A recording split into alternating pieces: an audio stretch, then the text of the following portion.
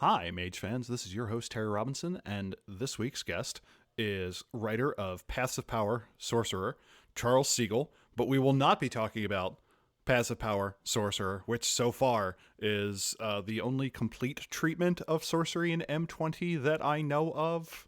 He said, question mark, because I know there are a lot of sorcery books on the Storyteller Vault. The other big one is The Sorcerer's Companion, which does a lot of good things. It has a lot of nice rituals and a different version of the Path of Chronomancy than I made up. But it isn't a full conversion to fit into M20. It's a supplement for Sorcerer Revised that works with M20, in my opinion, kind of. Otherwise, I wouldn't have written my project. The title of this episode will probably be some creative variant of Cool Places in the Umbra. My thought with this was, Mage the Ascension has a lot of cool-ass locations out there, and mages in general, to me, are fundamentally liminal characters. They get to go anywhere. They are the Spider-Man of the old World of Darkness setting. In Marvel continuity, generally magic people deal with magic stuff. People that are mutants deal with mutants, and people who are otherwise empowered deal with people who are otherwise empowered. So when you get, for instance, the Avengers dealing with mutants, that's usually notable, and that's usually a crossover. When mutants are dealing with magic, that is also a crossover. There are a few characters that are exempt from this that get to go everywhere and see everything. One of those is Spider-Man, which is funny because Spider-Man isn't exactly the most potent of creatures to be crossing these boundaries, but still, they get to see everything. And mages are kind of like that. It makes sense to list some cool-ass locations. Some of these are from Mage, some of these are not. And for each of those, we're going to list what they are, what does it look like, how do you get there, what's there once you get there, and what's a plot hook. And we're just going to go back and forth. And with that, Charles, do you want to kick this off with Autochthonia? Let's start by saying in that crosses over with everything. Autochthonia, though it originates in Mage books, gets a lot more detail in Exalted, which I believe you also have a podcast about. Yes, Systematic Understanding of Everything. We have 2 episodes on it. One is talking about the alchemical exalts, and we will eventually have one where we talk about Autochthonia itself. So, Autochthon is one of the primordials, one of the entities that is birthed into creation, which is the setting of Exalted, and is just kind of tooling around and makes stuff. In Exalted, reality doesn't really exist except around a primordial. Otherwise, you are just in the wild, this vast formless area filled with the wild energies of creation. Eventually, when a bunch of primordials get together, they need to basically come up with rules to govern reality that they can all agree on. And in the process, they create creation. They create gods to run creation, and the gods get tired. They are bound, though, to not rise up against the primordials, but there are no rules against creating a thing to overthrow the primordials, so the gods create the exalts. A bunch of gods get together and are talking about this, and Autochthon kind of sees these people talking, and Autochthon is like, hey, it looks like you're planning to overthrow the primordials, and all the gods are like, no, we would never do that. He's like, oh, that's too bad. I came up with this way of turning mortals into weapons to do so, just in case. And the gods are like, okay, maybe we let him in on this plan. Autochthon sees that this usurpation is not going to necessarily go well, and Autochthon as a god always kind of felt shunned by the other gods. One of the side plots is Autochthon is in love with either Gaia or Luna, I can't remember which, and those two are kind of like an OTP in Exalted, Gaia and Luna, that is. Autochthon goes by the Well of Souls, picks up a couple million souls, picks up a whole bunch of his chosen folk, grabs a whole bunch of sparks, and then zooms out away from creation as his own side realm with millions of people on the inside of him to kind of just get away from creation while the usurpation is occurring. Autochthon goes to sleep and didn't quite bring all the resources needed to keep everything working, so Autochthon is slowly falling apart. And that is kind of the setting we get in Exalted. So Autochthonia is the inner body of a primordial god whose multi-part soul is entrusted with keeping him operational while he's zooming outside of creation. Yeah, so then we jump ahead some infinitely many years, and a much, much narrower notion of what is of reality exists, the world of darkness. And in the late 1800s, the technocracy finds what's left of Autochthonia. This is mentioned in the Victorian Mage manuscript. Indiegogo is going as we record. The technocracy thinks, A machine realm? This is the best thing ever. It is not. Why not? To put it bluntly, spirits are hermit crabs. The corpse of Autochthon is now kind of at an antipodal point. It's on the exact opposite side of the sun from the Earth, and it's not completely empty. When the technocracy gets there and a group of the analytical reckoners set up shop because their work is much easier there, how often do you find a horizon realm that seems tailor-made to you? They start working on building their computer, and that's when basically a big spirit takes over the entire convention as it becomes Iteration X, tells them not to study spirit anymore, and starts really messing them up in quite a lot of ways.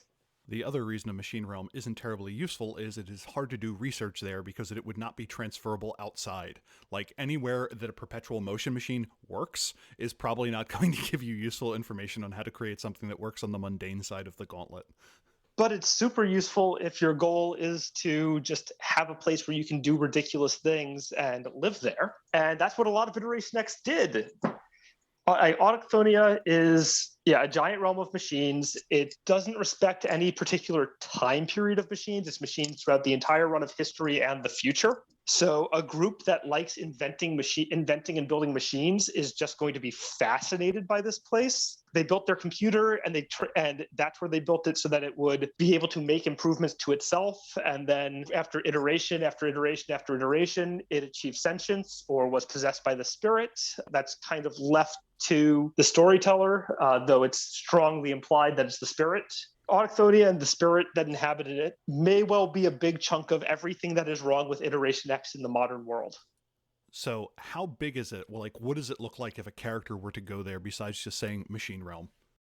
So Autochthonia is a world. Like, it is absolutely huge. I don't remember them ever actually specifying how large, but in order to really work with, I do math and physics a lot of the time. So in order to be antipodal to the Earth, it has to be the size of the Earth.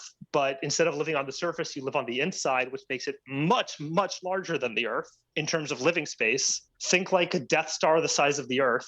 Only the super laser probably doesn't work because the place is run down except for where Iteration X has done repairs. Every kind of technology is going to be represented there, or at least every kind of machine from any era will be. So you might walk from one room where everything looks like it's out of the Star Trek reboot and into a room where it looks like it's out of the original series. And then in the next room, there's just the Antithekira mechanism. And then the next room, there's an iPad. It's a weird place for techno mages because if you go into a room that no one's been in before, you have no idea what kind of machinery is going to be in there.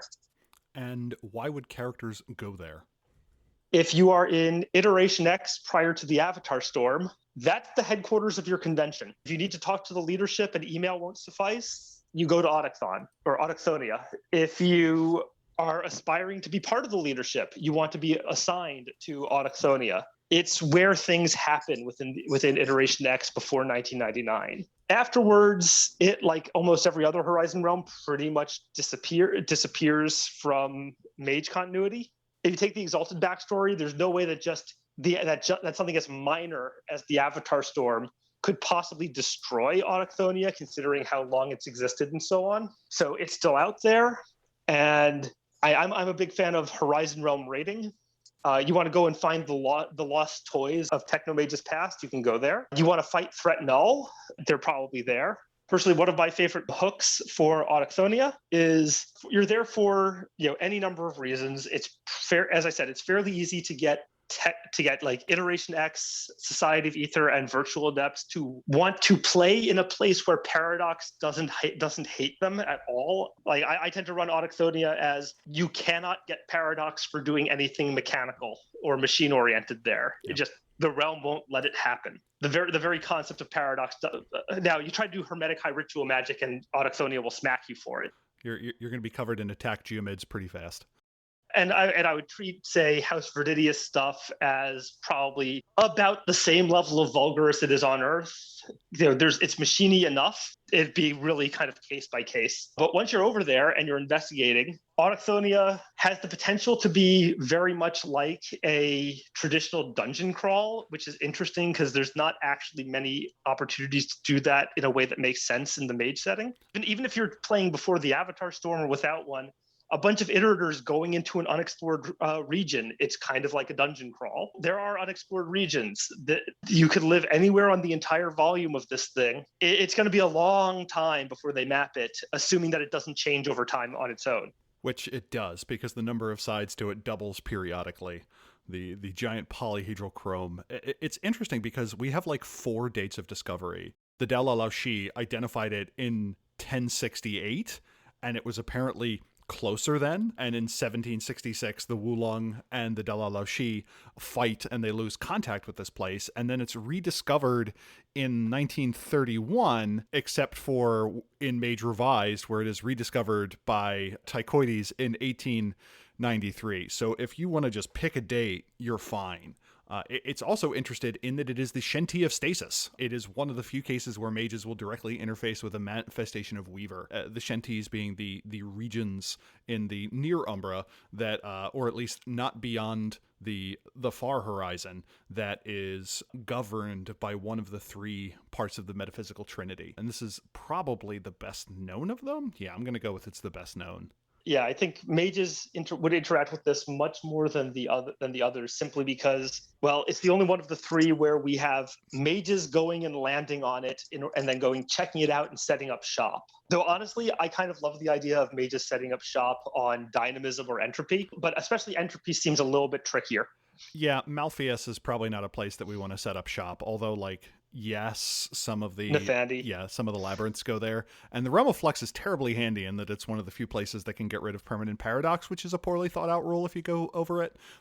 As I said, you can use the place for essentially a dungeon crawl, which not that much in Mage does. So I've run several plots in Autochthonia. My favorite by far basically takes the "they dug too deep" concept that's pretty popular in fantasy literature, and Iteration X or explorers in the post-Avatar Storm world are checking the place out, seeing what's still there, seeing if there's anything worth looting, and they accidentally turn on the last alchemical exalt. So you've got something from an age where the power level was substantially higher. Let's go with. Yeah, that's a polite way of putting it. I'm not talking more like even the most powerful, ridiculous, like this person is a city kind of exalt, just like a guy. But this guy knows the secrets of the place and can definitely smack the mages around if they're not polite. I guess my last question is, how do you get there? The most obvious way is you go up and around the sun. Like, this is one of the places that is described fairly regularly since the technocracy found it as, you get there by getting into a spaceship and going. Presumably there are portals to Earth like there are for most realms, but I don't remember how the Wulong and the Dala Laoshi got there, but the technocracy uses void ships. Yeah, the closest I could guess is the Dala Laoshi used to get there when it was physically closer. As Charles said, you could take a literal spaceship there. There's probably a few gates that are deep in iteration constructs, or a few others that could go there. I could see characters finding a lost Jade Gateway or something, or alternatively, if you really want to lean on the Exalted connection, they find an adamant gate of some sort, and they're like, where does this go? And like suddenly you're in that lost area of Autochthonia. Another thing is that I tend to like letting umbral travel in general be a bit weirder, so that places that are thematically connected are actually connected.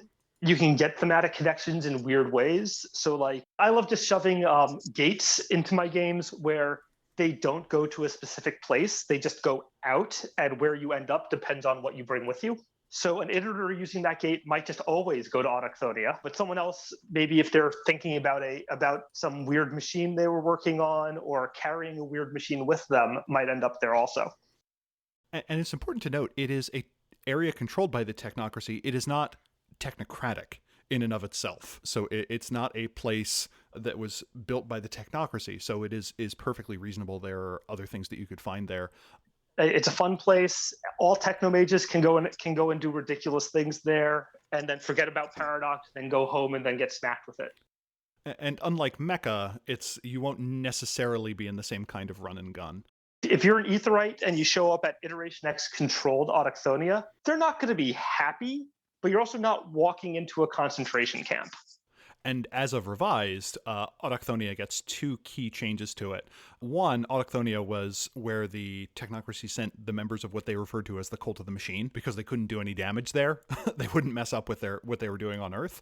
And also that once the Avatar Storm cut off Autochthonia, the Spirit of Tool, the kind of the Incarna that rules the realm, started building little technological ecosystems. So it became very, not quite biomechanical, but something closer to a ecosystem consisting of transformers, for lack of a better term, where you would have machine food chains and such. So it lets you have that kind of weird fantasy techno sci-fi place, depending on if you want the Avatar Storm or how you want to depict Autochthonia.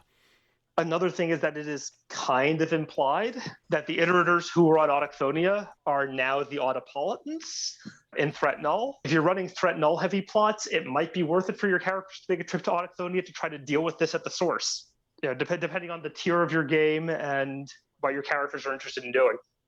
Yeah, the Autopolitans being kind of the dark reflection, as it were. It's also interesting because this is a place where characters could reasonably run into manifestations of Weaver if you use the werewolf cosmology in your games. I generally don't introduce that into Mage because I think Mage is Mage, but that's an option. The place I tend to like to set games in is I'm a big fan of the High Umbra as kind of being Mage's playground. There is that notional split that the low Umbra is for Wraith, the middle Umbra is for Werewolf, and the high Umbra is for Mage, Vampire, and Changeling. Screw you, you have your own weird zones in other places. One of my favorite places in the high Umbra is the Fortress of Government, which is described as being a fallen epiphany. So you have the Vulgate, which is the realm of kind of mundane ideas, as it were, and then you have the spires, which lead up to the epiphanies, which represent all refined human thought. Definition of refinement is kind of interesting. Like, I find it interesting that there is no area in the Vulgate representing mathematics that is, like, explicitly given, just because at this point, math is something kind of everyone does in some way, shape, or form. So to me, that would be a fallen epiphany. So I can say that a Storyteller's Vault supplement that I am currently working on describes the Platonic realm. That makes sense. The Fortress of Government has a bunch of different representations, and this is a place that very much changed between 2nd edition and revised. I don't know of any 1E references to the Fortress of Government, just because the 1E Umbra was weird and undescribed on purpose. It is located within the Vulgate, which is, at least in my games, kind of represented as this giant city that radiates in the two directions of time and culture. If you're in, say, a 6th century Aegean restaurant or something like that, you have 4 directions in which you can travel. You can travel towards modernity or further back in time, or you can travel away from the Mediterranean in one direction, or along another part of the Mediterranean in another. So the 4 directions I generally have in the Vulgate are past, future, and then a geographic direction of some neighboring culture. So sometimes the compass has many points to it if a culture was enmeshed in world politics, depending on the time, and that changes. I feel like you're describing a place that has fractal dimension. Oh yeah, very much so. It was very much informed by the way that the inner planes are presented in Dungeons and Dragons, where they are 4-dimensionally infinite. So given that you are in the plane of water, there are 6 directions in which you can travel, but there are additional directions you can travel. Like you can go towards and away from the positive energy plane. Is it positive energy? Yeah. You can travel towards and away the positive energy plane, so that gives you 2 additional directions to travel, either towards positive or towards negative. And in addition to that, you can travel towards the para-elemental planes. So you can move towards, what would it be, the plane of air, or towards the plane of earth. So you have a bunch of extra directions you can travel in. And given any set of coordinates, you can move infinitely in the other set of them. So to enter the Fortress of Government, there are 2 ways of doing it. One is kind of from the ground. The other is from the air. From the sky, it is this massive, multifaceted fortress that has just a tower of rooms that kind of go into the clouds. But coming from the top, the ceilings just seem to be made of clear glass. Like, it is easy to see the full size of the fortress from the sky. If you approach it from the ground, it could be any representation of human collective power. It could be a ziggurat, it could be a Greek revival or modern brutalist structure, and its tallest points are located in the clouds. Whatever the cultural expectation of the manifestation of power is in that part of the Vulgate, there can be an entrance to the Fortress of Government. Even when you're in the Outlands, which to me is the area outside of the Vulgate between the spires, it is never more than a day away if you know where you are going. The Fortress of Government itself, once you are inside, you are literally in the corridors of power. It is a infinite office complex with hallways of varying architectural styles across time and space, with very small print on the doors indicating what that room is used for. A lot of them are offices, and you just see the bustle of Umbrood going back and forth. This is a literal hub of power where the movers and shakers of the Vulgate get together and do things. Now, one of the questions is, how much power do they have? For instance, if you spend weeks navigating it, you will eventually find the central chamber that can seat thousands, that is never more than 10% full, where the Monsignors and so on of the Umbral hierarchy plan what is going to happen in the Vulgate.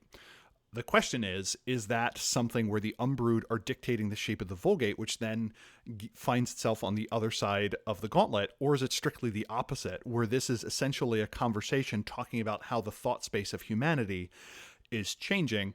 My answer is it's both, where the Umbra can change the mundane world, and the mundane world can certainly change what's going on in the Umbra. This place is just has a constant flow of Umbrood going through it, and the higher the status of the person, the closer they are to a historical figure.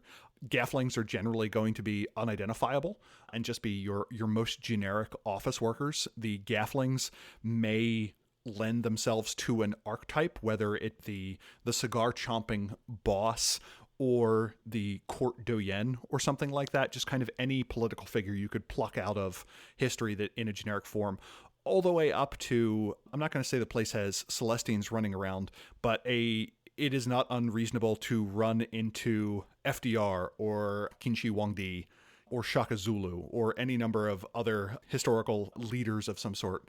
And since in a lot of cases military leaders are also political leaders implicitly, I think that they will also have preference. They will have presence there.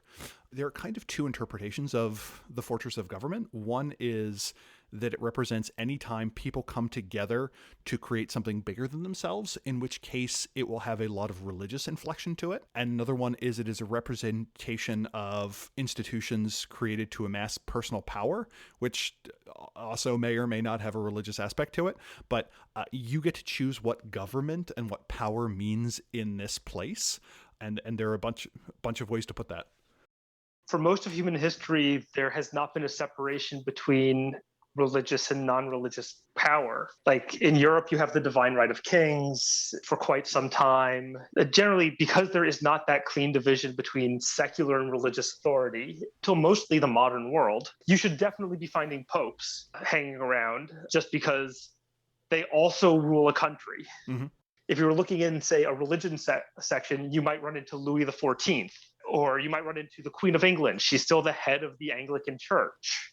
It is very hard to make that distinction between secular and religious power for most societies across human history. Mm-hmm. Likewise, in a lot of cases, dividing between political and military power, where you would have a king regent who was also your general or what have you, even if they had a tactician or a strategian that they would pass over those operations to. Or perhaps commander-in-chief of the U.S. Military. Yeah.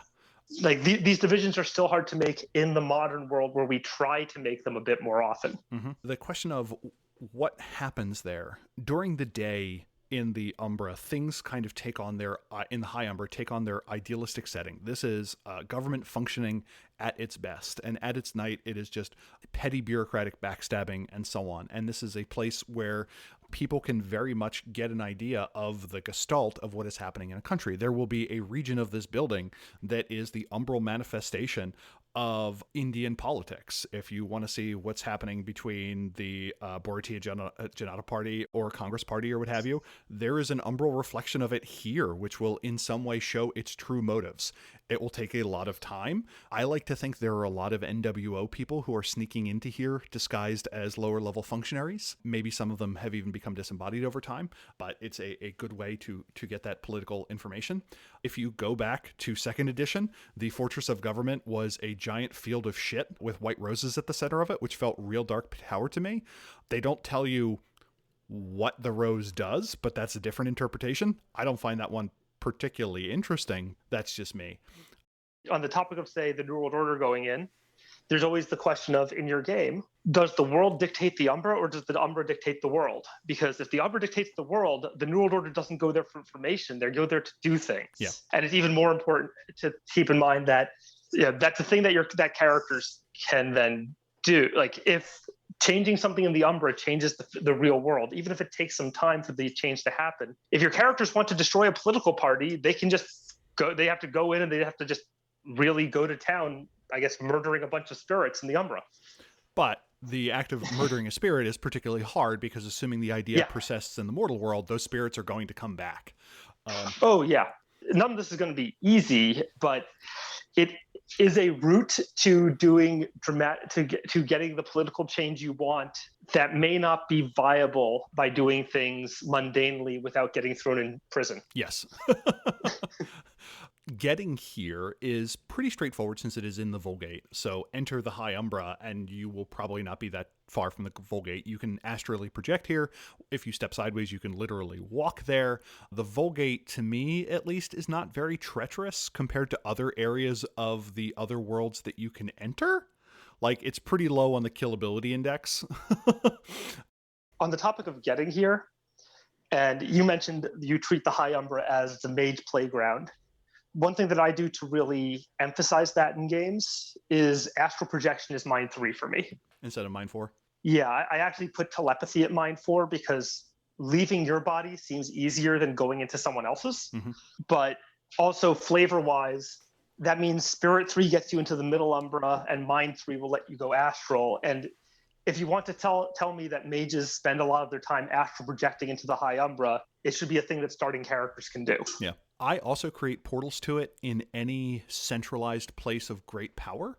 So the Forbidden City, Axum in Ethiopia, The Hague will all somewhere in them have a door that if you get the right kind of lost will essentially be a shallowing into the Fortress of Government. I like this in that it allows random petty functionaries in the world's governments to actually be umbrued.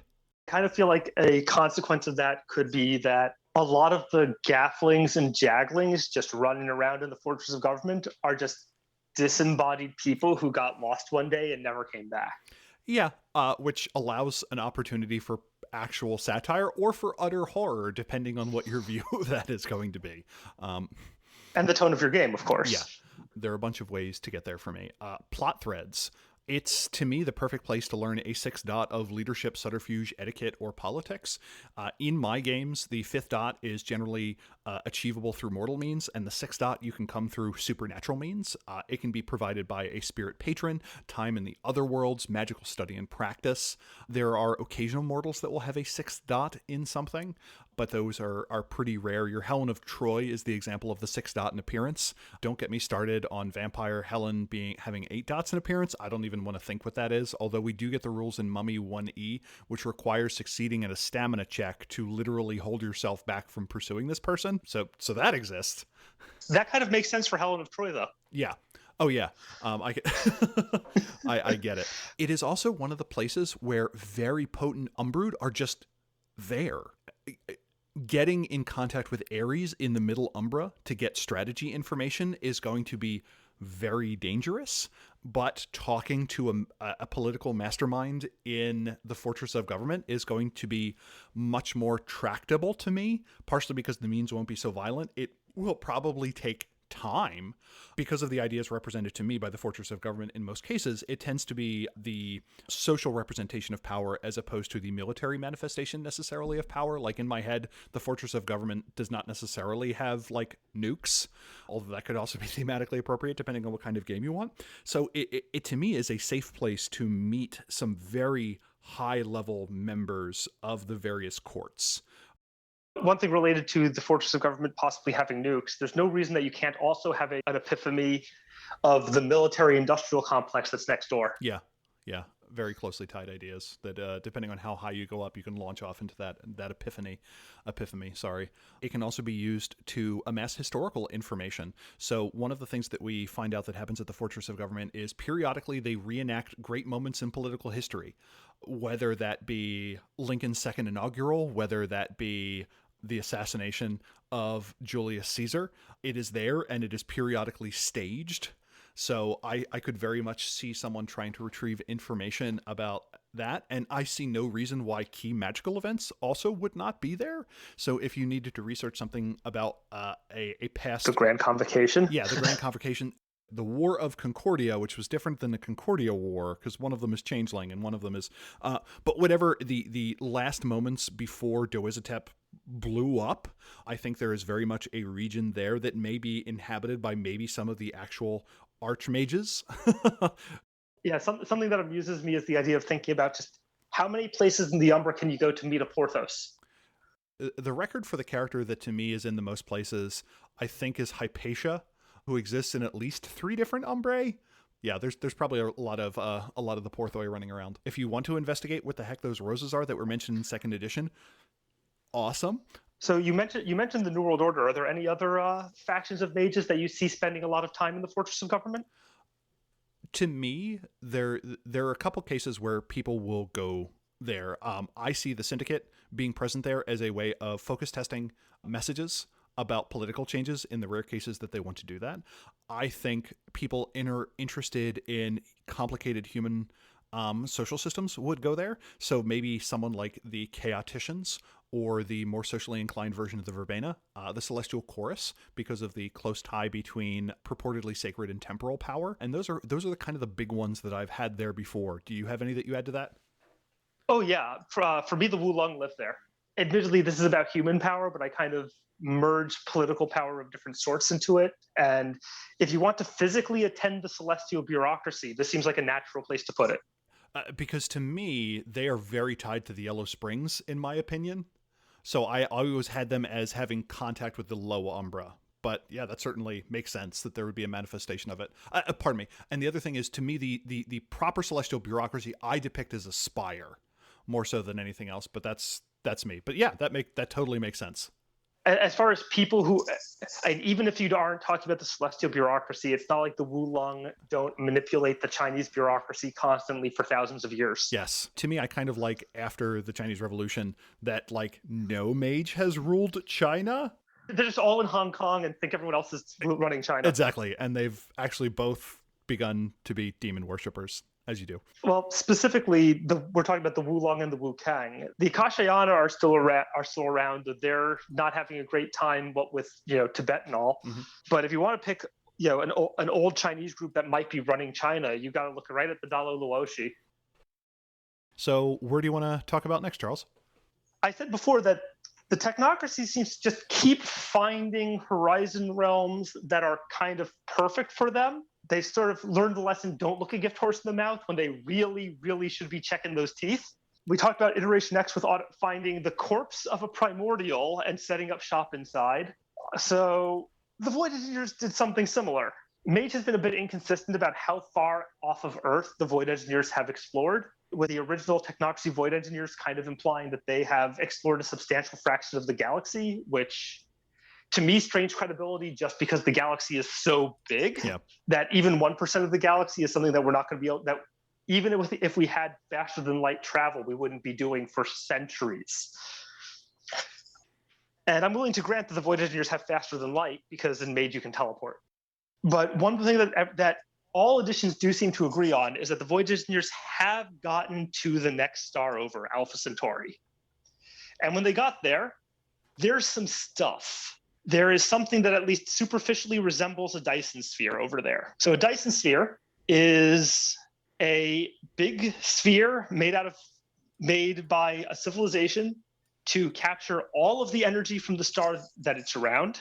Don't ask how they said that this is both at Alpha Centauri and that we can see Alpha Centauri in the sky. That is not explained. I'm going to assume it has something to do with the strange lensing that is introduced and revised to explain why you don't see horrors in the night sky. It is listed as being translucent in 2E. Sorry. A translucent Dyson sphere is literally worthless. A transparent one would be worthless, but if it's okay, translucent maybe. Yeah. So you can see the star inside, but also they again have a realm that is orders of magnitude larger than the Earth. I think I did the math out on this one because it's easy math as opposed to Autochthonia, which you have to start making judgments about hallway height. And in order for the COP to make sense, this Dyson sphere has a surface area that's roughly 1 million times the surface area of Earth. So it is another place where you will never run out of weird things that the mages have never seen before because there's just so much of it. Mm-hmm. Like people talk about the Exalted map being big, and then Mage has Autochthonia and the COP.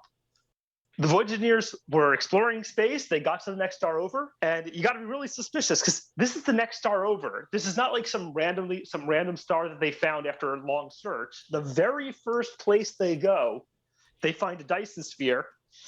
It seems abandoned, and their thought is, guess it's ours now. You know, they build their research bases. They use it as a staging point to go further out. It's where the Void Engineer leadership, DCC, lives, including Tychoides, their Archmaster, who previously appeared in Discovered Autochthonia.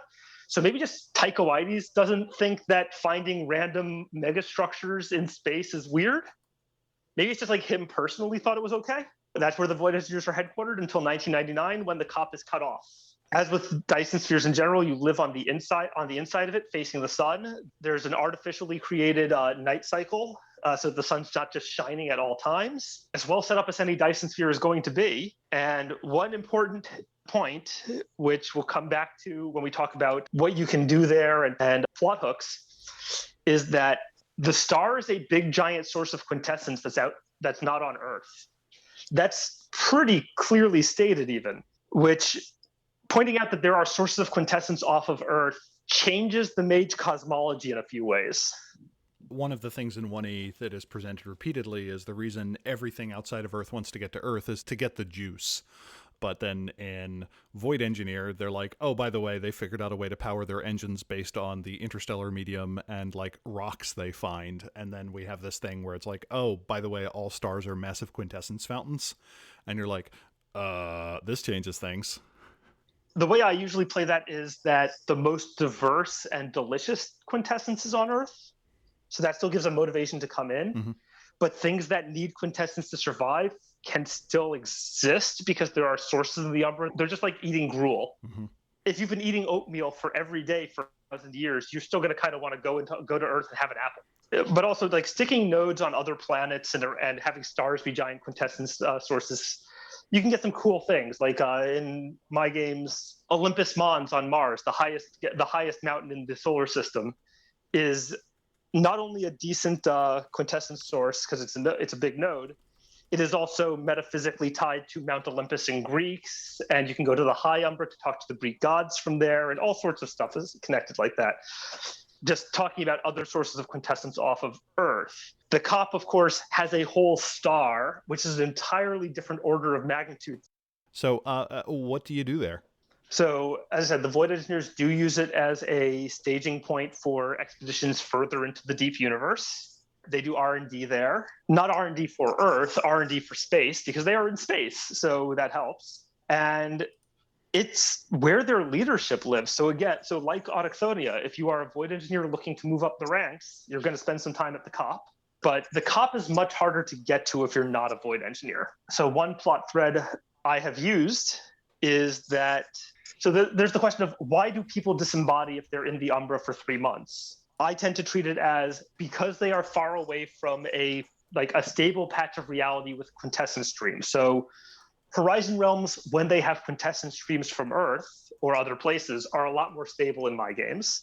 But it means that all the people at the COP they are cut off from Earth by the Avatar Storm, but they are not just turned into spirits by it. So if you're running a post-Avatar Storm game and you have some kind of threat, maybe threat null, that you need some powerful void engineers to help you out with, a quest to get to the cop that could actually bear fruit. You can't really do much in the way of space stuff if you have anything resembling hard science fiction, like the technocracy sometimes represents, and you have a 3-month timer. Yep. You need to do something to reconcile those problems. And my solution is I make the 3-month timer easy to get around if you're clever. So do you have reasons for traditionalists to go there, or at least non-technocrats? Most of the traditions, there's not very much reason for a Verbena or a Dream Speaker to leave Earth in a way that means that they might never come back. They go to, like, going to the Umbral realms that are very closely related to Earth is one thing, but going to another star, as far as being a Dream Speaker or a Verbena, there's not that much reason. A Dream Speaker or a Verbena might still want to go to space because space is cool. The traditions that I see at the COP most easily are the Society of Ether and the Order of Hermes.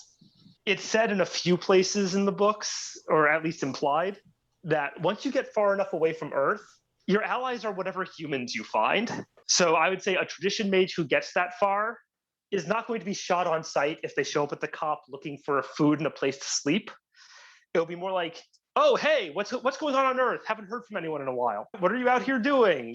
Come drink with us. Yeah, we might be enemies on Earth, but out here the bosses aren't looking, and there's alien monstrosities that want to eat our souls. So maybe you're not the biggest problem. Mm-hmm.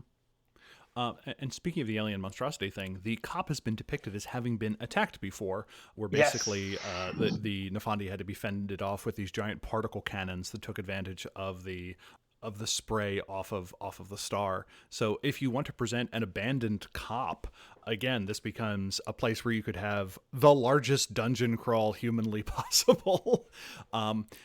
And as far as the more mystical groups, one of the things that's interesting about the COP is spiritual magic is heavily tied to kind of the order of our solar system.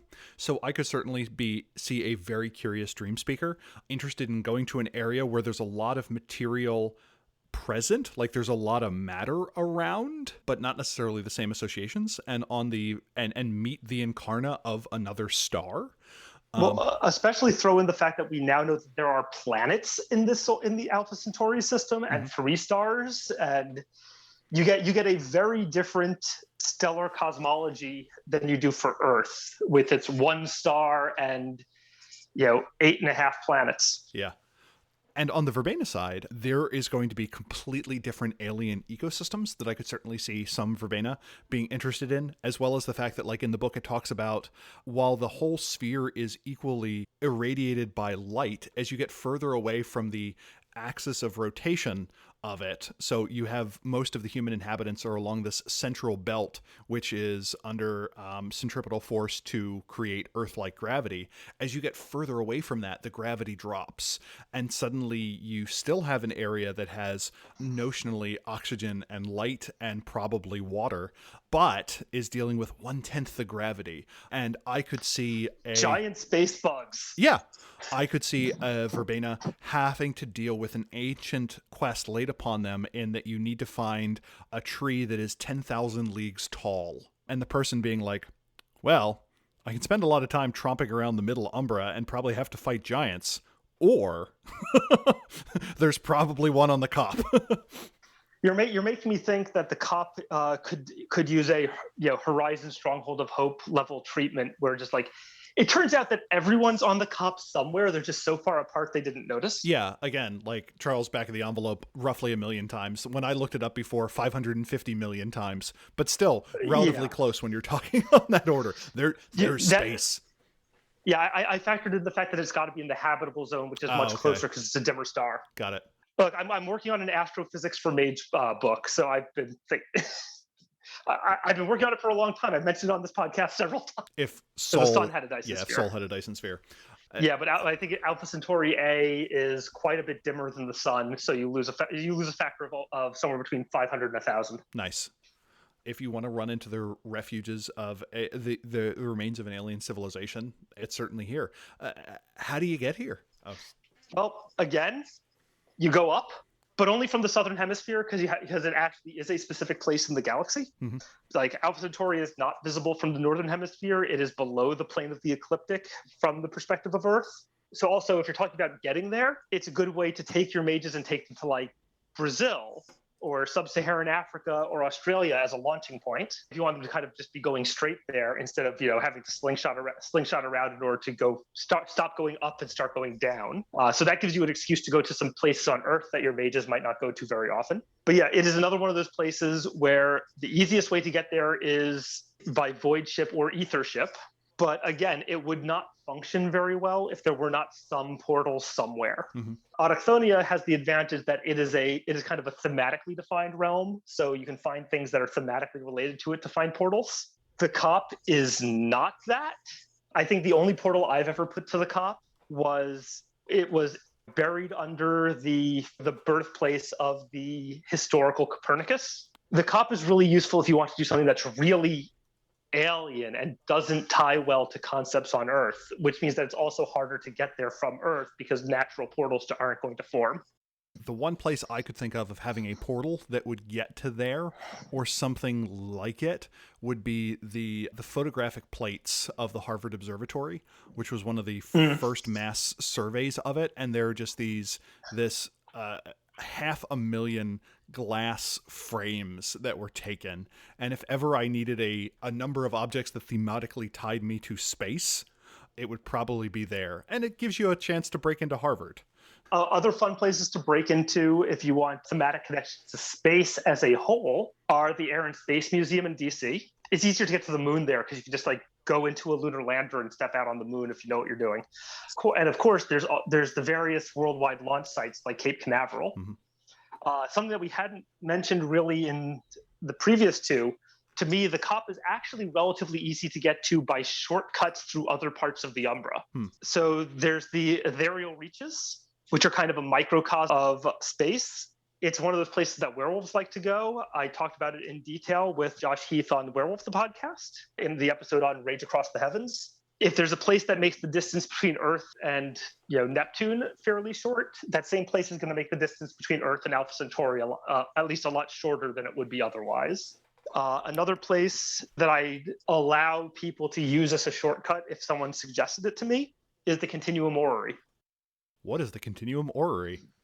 So an orrery is basically a model of the solar system that is supposed to be largely accurate in terms of things like revolution around the sun speed for the planets and so on. They're really, really cool. And the Continuum Orrery is one that lives in the Umbra. And you can do all sorts of planetary nonsense, astrological nonsense, and I allow you to use it for space travel. This is actually the route that I would recommend for a hermetic to get off-world. Go to the Continuum Orrery and then use the sympathetic connection between the near-perfect representation of the thing and the thing to open your own temporary portal. Nice. And it's one of two orrery that we get in Mage that I know of. The other being the Orrery of Madame de Bellesters. So, yep. Yeah, that one's in a toy box, right? Yep. Yeah. So one's a wonder and the other is a realm. And actually, I would allow you to use the Wonder to travel if you want, but you have to get it. The thing that's interesting about the Wonder is it is listed as contains several things that scientists haven't found yet. And as far as breaking into the Air and Space Museum, I think the Utvar-Hazy Annex may be easier, and it's a little bit more spacious if you want to take like the Space Shuttle Discovery there or fly a Concorde there. So that's just my recommendation as if you want to get there in style. If you're the sort of person who could use that sympathetic connection, you walk into a lunar module, and then you step out on the moon. Bring your own spacesuit. Yeah, BYOSS. As I said, they lost communication with the COP. That's why in Void Engineers Revised, instead of being run by DCC, Void Engineers are run. I forget the name, but the extinction level event monitor people. Instead of worrying about dimensional science being the fundamental thing, they're worried about trying to avoid human extinction, which also a good thing for the Void Engineers to worry about. I like that there's someone in Mage worrying about what if something shows up to wipe out humanity. We should probably be ready for that. Oh, the Existential Threat Directory. Yes, okay. the ETD. Yeah, the Admiralty. Okay, got it. Another thing that the cop gives you is it gives you your place for weird space opera. Yeah. It gives you a place to have material unobtainium. It is an amazing place to lay low for a while. Yeah, just don't try to lay low from the Void engineers there. Though there are millions of square miles that the Void engineers have never seen, but especially if you look at Revised and they use Void correspondence, they can still find you. Yeah. If they're looking. You can have that weird exploration chronicle and place an entire strange civilization that is just colonies, sentient colonies of bees as emergent intelligences, if you want to, and have it have a sci-fi flavor instead of a fantasy flavor. It has infinite material resources, seemingly, because of its functionally scale. Yeah. Yeah. And you could go the other way, where it has nigh infinite energy, but because this is a constructed Dyson sphere, it's running low on something. So you could be mage space traders who act to like move things about this wildly large area. As I'm sure everyone has gotten by now, I do a lot of games that go into space. I use the cop regularly. They're running low on something. There's a lot of good sci-fi for that. One thing that I have done is that life on the cop is actually not very friendly to human life, not because it's hostile, but because there's a thing in chemistry called chirality, the handedness of molecules. Mm-hmm. Funny thing about Earth, all of the building blocks of life, the amino acids, have one-handedness, when processes in nature seem to make them equally with both. So I've had a game where the cop was running out of food that could be eaten by humans. You're surrounded by living things that look like things that you could eat, but every single one of them will screw you up if you try to eat them because the proteins are wrong. The player character's goal was to figure out how to either reliably get food to the cop when travel was a lot harder than it had been before 99, or how to transform the life there into something that humans could eat. Weird sci-fi premises, love it.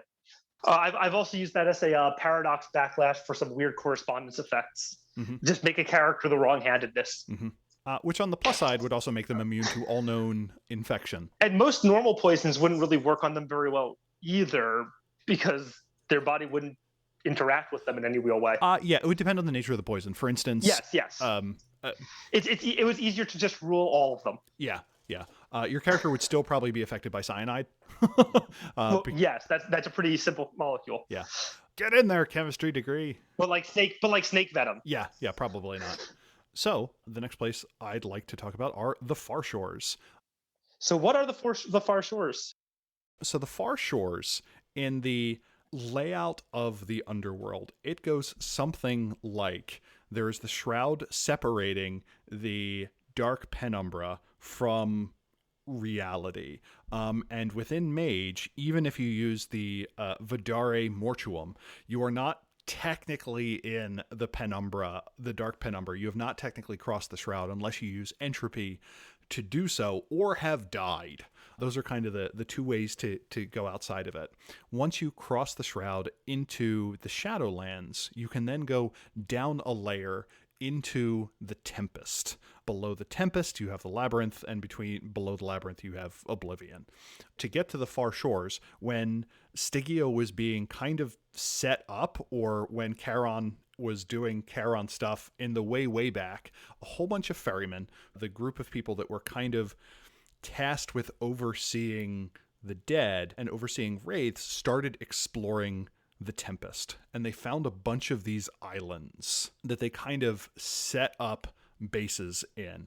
The Far Shores then became areas where different ferrymen were kind of setting up little colonies that were focused on transcendence, which is the idea where a wraith can deal with all of the things that keep them attached to their mortal life and move on without facing oblivion. So theoretically, the two end states that you have as a wraith is eventually you get consumed by oblivion, your shadow takes over and you're given into your dark urges, or you reach transcendence, which is the state where wraith accepts their death and moves out of the underworld for whatever is beyond it. And it's kind of implied to be a good thing. While these ferrymen were exploring, they found these islands out there and kind of set up bases. And each of them would set up one kind of geared towards a different afterlife. The problem was there was nothing preventing those ferrymen, those guides, from they themselves falling to corruption. So you have the idea of the paradise of the fishers, which was based on a early Christian version of heaven that really turned into a gateway to hell when the person running it fell to their dark shadow. That the angels and goods there are actually just people who have been remade through moliate and intimation, and people are under constant torture and other kind of bad things. A bunch of those ferrymen underwent what was called the Ritual of Severance, which separated their shadow from their psyche, which prevents you from being able to fall from your shadow, and they were able to pursue their goal of transcendence. The problem was that Stygia doesn't know the difference. So if someone says, yeah, I'm a Christian, I want to go there, they're like, okay, yeah, go to the paradise of the fishers, where they are consigned to essentially torment for the rest of eternity, as opposed to some of the other ones which may not have fallen yet. The underworld is interesting. It is presented in at least 3 different places in Mage. One, you have the afterlife of the underworld of the Tempest, where most wraiths kind of live, either that or the Penumbra, the Shadowlands.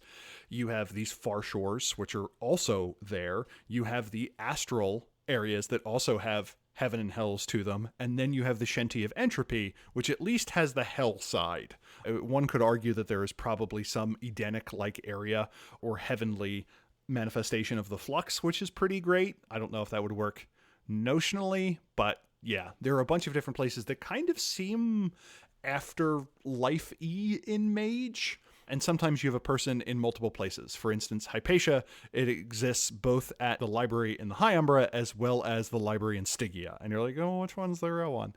There's also a Hypatia in the Middle Umbra, I think in the Legendary Realm, but I don't quite remember that one. There are these regions that take on the heaven or hell aspects of the appropriate places. Like if you're Altaic and your character is pursuing entrance into Ukma, you would transform into a bird in an unending bright field, and the souls of the dead fly over in perfect freedom, contemplating their connection to nature. And that seems like a good thing, like of the things that can happen to you once you become a wraith. What do I think is interesting about them? They give a visage of literal heaven or, and some of the reasons that you might wind up there, you get blown away by a storm during an Agama Sojourn, and maybe you're a Euthanatoi and you're either stuck there or you need to rescue someone who has been taken there. You could have a dead character that turned into a wraith that has vital information that you need, that you now need to say, hey, this person is pursuing moving on. Is it okay if I drag them back into mortal activities to try and talk to them and get this bit of information I need, which I think is interesting. Like, is what I need enough to push back this wraith's attempt at transcendence? It could be a plain old search and rescue where you have an Umbrood or another spirit that has been caught up in the underworld politics that you need to get back. Or you can have a character that has made a deal with a mad ferryman, thinking that it was a demon or another spirit patron, and their avatar has been trapped in one of these areas using some sort of weird arcanoi that a wraith would have access to.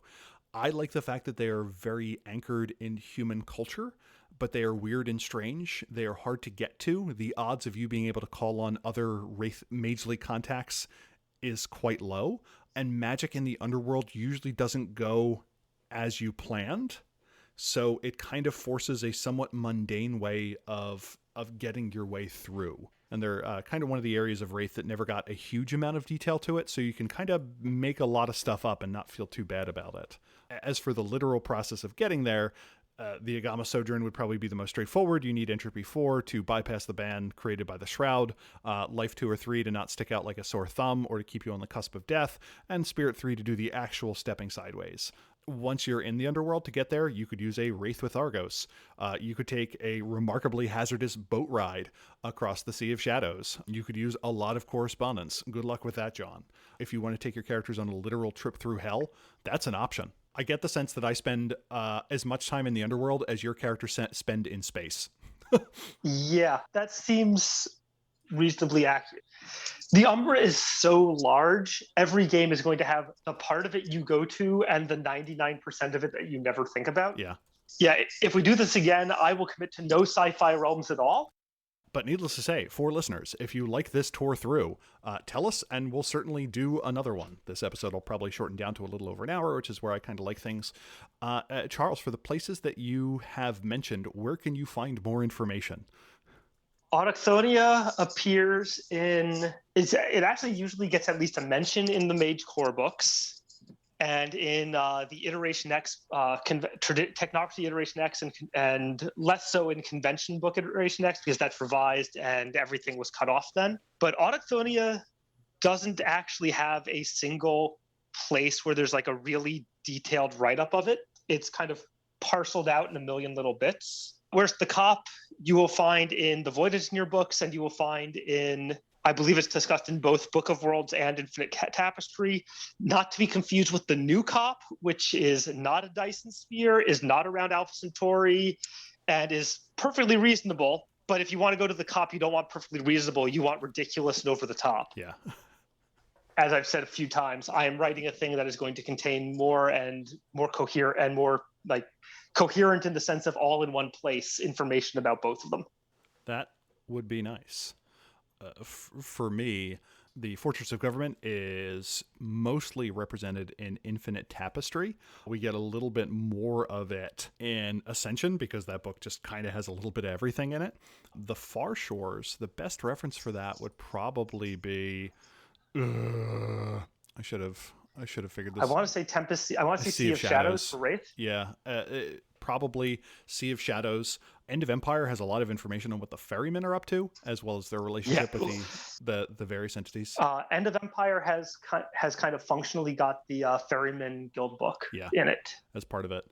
So, anything else before we roll? Space is good for Mage because Ascension means go up. Death is good for Mage because you're dealing with entities that were once human and are vastly more relatable than what you will likely encounter in any of the other Umbra. And we will have links to Charles' recent work in our show notes. If you click on there, we get a little bit. Charles gets a bit more, and everybody wins. Charles, thanks so much for joining us again. Always. This has been Mage the Podcast, and yes, I've started to moisturize. Thank you so much for noticing. The show is made possible by our executive producers, who, in no particular order, are Ryan Kendi, Ian, Jay Suncern, Dennis Osborne, Neil Patterson, Christopher Phillips, Nikita Klaimanov, Leslie Weatherstone, Garga Lenoir, Guy Conan Stewart, Berto, Ryan Hilton, Jason Vines, Ralph Scheinhammer, Alexander Gorton, Stephen Carton, Dan Svensson, Josh Heath, Anders Silverplatz, Jenna F., Josh H., Bryce Perry, William Martin, Michael Parker, Andy, Michael Creedle, Josh Goulden, Isabel Castillo, William Connolly, Andrew Edelstein, Brendan Morrill, Christopher Zack, John Horton, John Magnuson, Entropy Prime, and special thanks to Buck Farmer, Oracle of slightly nicer than normal but not entirely impressive pool cues, and to Christopher Phillips, Oracle of snap bracelets that secretly contain within them the entire text of the Bhagavad Gita represented in ASCII art. Our patron shout-out this week is to Ryan Hilton, who reminds you to have your characters be genre savvy. If your character is in a casino, make sure that they remember the pissed bosses are always watching. It's bad luck to count your money while at the table.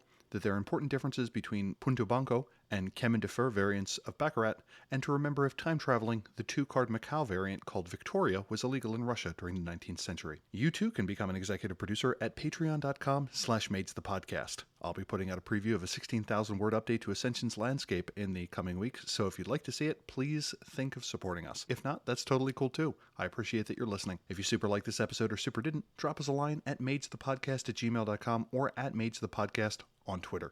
We have a Hop and Discord community at discord.me/madesthepodcast. You can subscribe to our show on Spotify, Anchor, TuneIn, iTunes, Google Play Podcasts, or the podcatcher of your choosing. If you like us, please tell a friend or review us on a platform of your choosing. I think I'm going to start reading reviews soon. Some of them are very nice, and I have a very large ego. Also, go to madesthepodcast.com for show notes and all of our previous shows. Now, go change reality. Bye.